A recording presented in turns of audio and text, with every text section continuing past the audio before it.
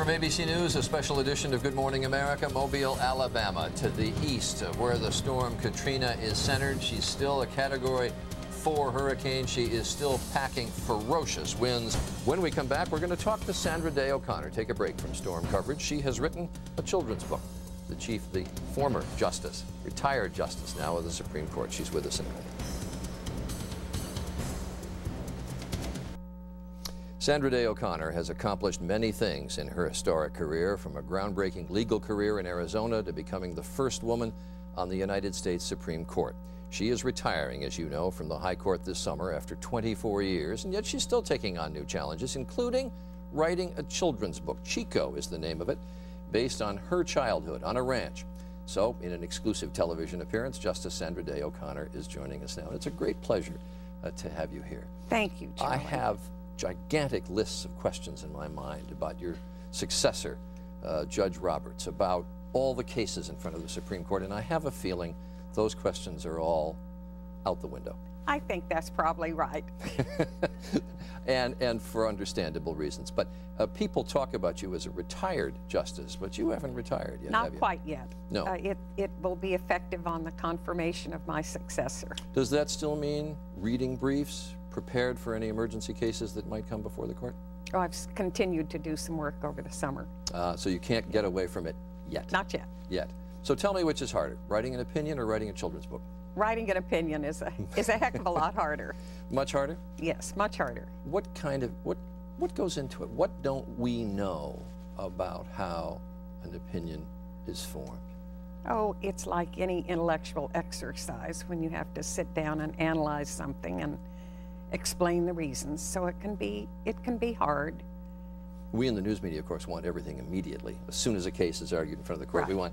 we want a decision, and yet it takes the court doesn't operate that quickly. Quite some period of time right. to form consensus, to take the opinions in front of other people, to actually form them and write them. Right. So tell me what's hard about writing a children's book.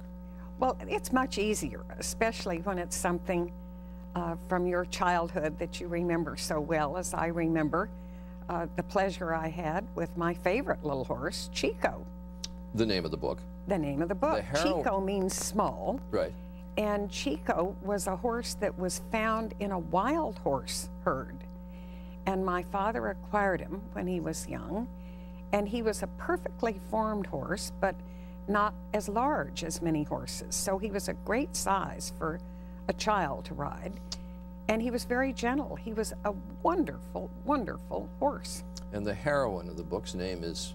Well, there's no heroine, but he just happened to be my little horse. And I really enjoyed the opportunity to be with Chico. The character in the book who rides was named Sandra. Well, yes, I wrote about myself. Right. And you grew up in on a cattle ranch. On a ranch, thousands of acres. In a very remote part of the country on the border of Arizona and New Mexico. And there were no other children on the ranch. And I spent a lot of time on the back of my horses, and my favorite was Chico. And this involves an incident where Chico gets spooked by a rattlesnake. By a rattlesnake. Which actually happened to you? Well, it did. Horse reared up? Yes. You know, they do that because a horse learns early on to avoid a rattlesnake if it can, because a rattlesnake bite can kill a horse. And I happened to be out riding on one occasion when Chico almost ran into a coiled rattlesnake, and of course he took a giant jump and almost dumped me off. But anyway, the book tells a little story about that. When you're growing up there on a ranch, very isolated, different kind of existence that most of us city folk are used to. Did you ever have any thoughts of what kind of a life am I going to lead? And did it ever envision what happened to you? I wanted to be a cattle rancher when I grew up. And I had a very good friend in El Paso, a girl my age, who also came from a ranch. And we had plans that we'd have ranches near each other. And that's how we'd spend our adult time. It didn't quite work out that way for either of us. A lot of people would weigh it and say, cattle rancher, lawyer, maybe she lost. I know. Yeah, that's the question. But the president, I understand, when you called him to tell him that you were resigning, had some comment about the fact that he sees you still with that in your heart. Well, it certainly always will be, because my childhood was a lot of fun. And we never knew day today, what would happen the next day. There were many adventures on the Lazy Bee, and getting on a horse was something I did many of the days that I spent on the ranch. Well, I know you have time now to devote to family, and you have time to go out on the streams and do some fly fishing. Oh yes, I kind of like that. Maybe play a little bit of golf. And I know you sort of adopt the children of the many, many law clerks that you've had over 24 years Right. as your own, what do you call them? I call them my grand clerks. And I now have more grand clerks than I have former law clerks, because I guess on the average they have about 2 apiece.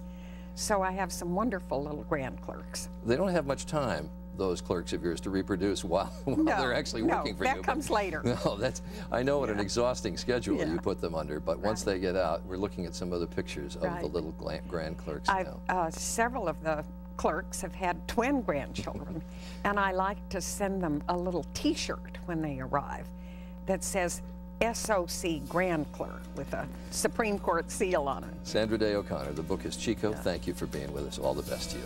Thank you, Charlie.